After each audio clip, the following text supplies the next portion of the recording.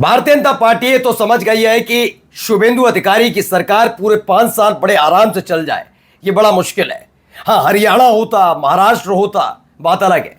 ममता बनर्जी की राजनीति शुरुआत से लोग जानते हैं।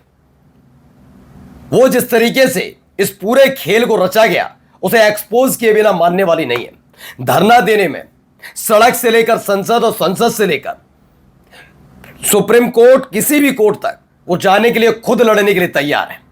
इसलिए बीजेपी थोड़ा फूक फूक कर कदम रख रही है। पहले से 31 सीटों के मामले पर बीजेपी यानी शुभेंदु अधिकारी की सरकार फंसी हुई थी। अब 26 नई सीटों का मसला उठ गया है। इसके बाद भी मालूम है कि एक और नया डेटा निकालकर अगर ममता बनर्जी ने सामने रखा तो जो प्रचंड बहुमत से बहुमत वाली सरकार कहीं ऐसा ना हो अल्पमत में आ जाए और एक बार सरकार गिर गई और ममता बनर्जी दोबारा पश्चिम बंगाल में आ गई तो दिक्कतों का सामना बहुत जबरदस्त तरीके से बीजेपी को करना पड़ेगा। क्योंकि जिस दिन रिजल्ट आ रहा था उस दिन से ही उत्पात काटा जा रहा था। एक एक व्यक्ति जो बीजेपी से ताल्लुक रखता है वो उत्पाती हो गया था, उपद्रवी हुआ था, लुच्चा बन गया था। कैसे घरों में घुसकर मारपीट कर रहा था। फिर अपने कार्यकर्ताओं को पर हो रहे एक्शन को कैसे बचा पाएंगे। इसीलिए अब एक नया दांव चला है। यह दांव इस लिहाज से और ज्यादा महत्वपूर्ण हो जाता है कि ममता बनर्जी पर एक दबाव बनाया जाए। दबाव इस बात को लेकर कि अगर ममता बनर्जी सुप्रीम कोर्ट में जाकर ये तमाम तरह के सबूत देने से नहीं रुकती हैं तो उनके एक एक सहयोगी को गिरफ्तार किया जाएगा। मैं अब भी कहता हूं अपने चैनल पर पूरी जिम्मेदारी के साथ इस देश की सरकारों को आगे आकर भ्रष्टाचारियों, घोटालेबाजों और किसी भी तरह के आपराधिक मामले में लिप्त लोगों को जेल की सलाखों के पीछे भेजना चाहिए। लेकिन यह नहीं कि तू मेरा वाला है, तू खुलकर भ्रष्टाचार कर, तेरा कोई क्या बिगाड़ लेगा। लेकिन तू उनका वाला है तो तूने कुछ नहीं भी किया होगा तो तुझे गिरफ्तार करेंगे। कुछ ऐसा ही ममता बनर्जी के करीबियों पर अब कार्रवाई का दौर शुरू हो गया है। अगर ममता बनर्जी के कदम यही नहीं रुके तो आप लिख कर ले लीजिएगा, अगले 48 घंटे में उनके भतीजे अभिषेक बनर्जी के खिलाफ भी मोदी सरकार एक्टिव होती नजर आएगी। लेकिन फिलहाल उन्होंने अपने एक कदम से संदेश और संकेत ममता बनर्जी तक पहुंचाए हैं कि सुप्रीम कोर्ट जिस मामले को लेकर उनके दिखाए गए सबूत पर, सुप्रीम कोर्ट जिस मामले को लेकर बहुत ज्यादा गंभीर है उस पर वो अपने कदम रोकते हैं। तो क्या हुआ, कैसे हुआ, दिखाता हूं। नमस्कार, मैं हूं प्राज्वल गौतम। सबसे पहले हमने आपको दिखाई दिया अभी थोड़ी देर पहले 31 सीटों वाला मामला सुप्रीम कोर्ट में चल ही रहा है।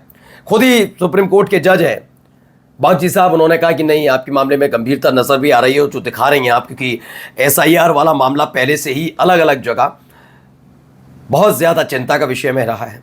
यही नहीं, यह भी बात हकीकत है कि एसआईआर से जुड़े हुए अधिकारियों को चुनाव खत्म होते ही बीजेपी ने तोहफा दिया। मुख्य निर्वाचन अधिकारी को मुख्य सचिव बनाया, वो तोहफा। विपक्षी पार्टी ही इसका एसआईआर पर सवाल उठा रही है जबकि बीजेपी इसका स्वागत कर रही है। चुनाव आयोग से कुछ पूछो तो बीजेपी के प्रवक्ता बचाव करने आते हैं। तो ये सारी चीजें सुप्रीम कोर्ट के संज्ञान में है कि यह खेल तो हो रहा है। इसीलिए सुप्रीम कोर्ट इस पूरे मामले को लेकर गंभीर है। अब यह तो नहीं कि सुप्रीम कोर्ट पर दबाव जबरन बना दिया जाए ऐसे दौर में जब पहले से ही कई तरह के आरोप, तमाम चीजें हो रही हैं। तो अब खेल क्या किया जा रहा है वो मैं आपको बताता हूं। हुआ यह कि 10 घंटे की पूछताछ के बाद ईडी की गिरफ्त में पूर्व मंत्री सुजीत बोस। ये सुजीत बोस जो है वो पहले टीएमसी के नेता नहीं थे।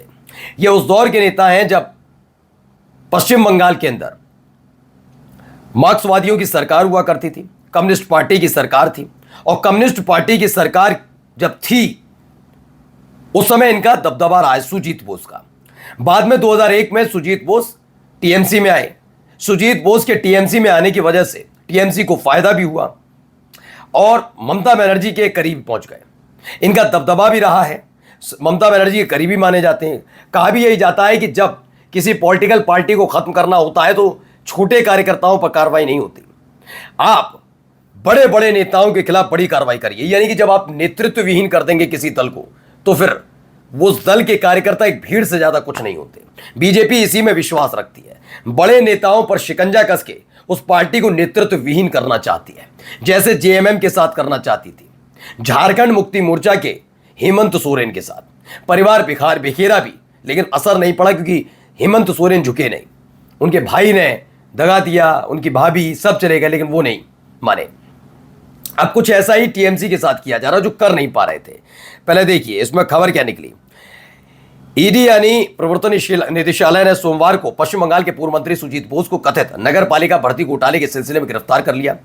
ईडी के सूत्रों के मुताबिक बोस ने यानी सुजीत बोस ने कथित तौर पर पैसों के बदले में साउथ दमदम नगर पालिका के तहत कई पदों के लिए करीब 150 उम्मीदवारों की सिफारिश की थी। पहले एक सिनेरियो समझ लीजिए, फिर कहता हूं मैं, मेरा चैनल किसी भी तरह के भ्रष्टाचारी घोटालेबाज के साथ नहीं है।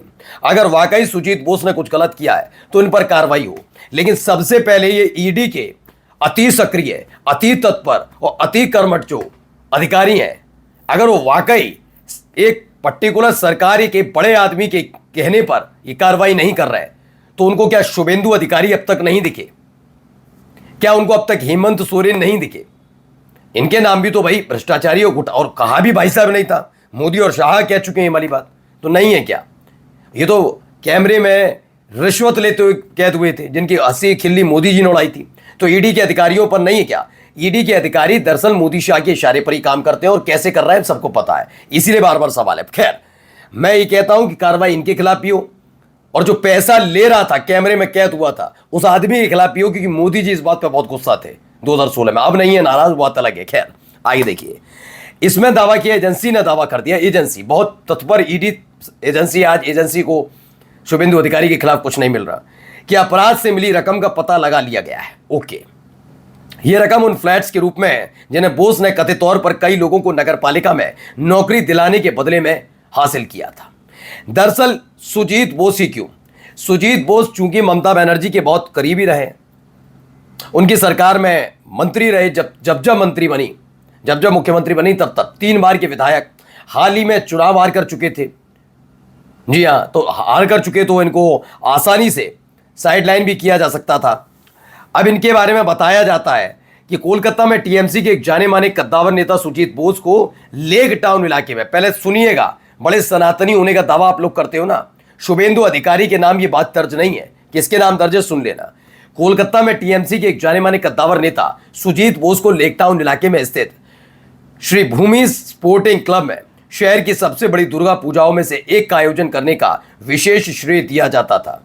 यह इनके लिए किया जाता था, लेकिन फिलहाल ईडी की रडार पर है, क्योंकि ईडी के रडार पर वही होगा जो उस तरफ नहीं झुकेगा। ये खेल कहानी पूरी शुरू की जा रही है।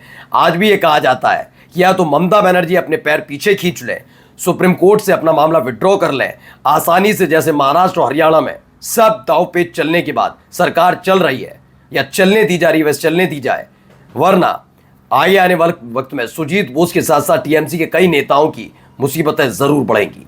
ये एक संदेश है, संकेत भी, क्योंकि बहुमत से अल्प बहुमत की तरफ बीजेपी के चल पड़ी है, शुभेंदु सरकार चल पड़ी है।